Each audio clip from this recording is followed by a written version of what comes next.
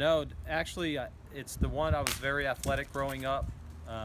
Played a lot of different sports, baseball and football and ice hockey, and basketball was always the one sport that I never was real good at or got into. I can tell you, since becoming a police officer 8 years ago, though, I've realized that basketball is the sport on the street. It's the sport that most of the kids out in the community are playing every day. So I've played more basketball in the last 8 years of my life as a cop than I have,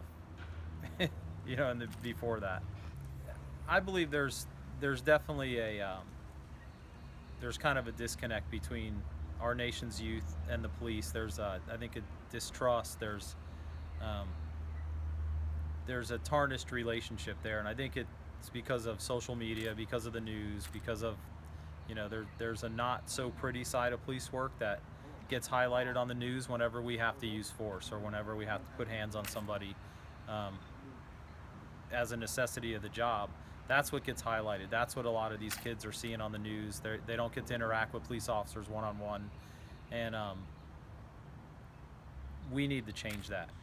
Because it shows like a cop can be better than what cops are like shown as, like what the principle of cops really mean to them.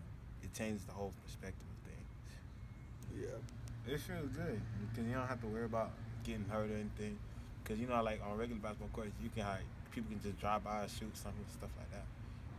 I think it's been huge. I think everywhere I go now on calls, I see kids that immediately recognize me as basketball cop, and I've seen you on TV. Or yesterday I got out in one of the apartment complexes between calls and saw a few kids playing basketball, and I gave them a new basketball and got out and played football with them. And a few weeks ago I visited Stephen Foster Elementary School and donated some basketballs to them and changed all their nets were kind of falling off and dry rotted, so I went out and changed those and met a whole bunch of kids. And yesterday,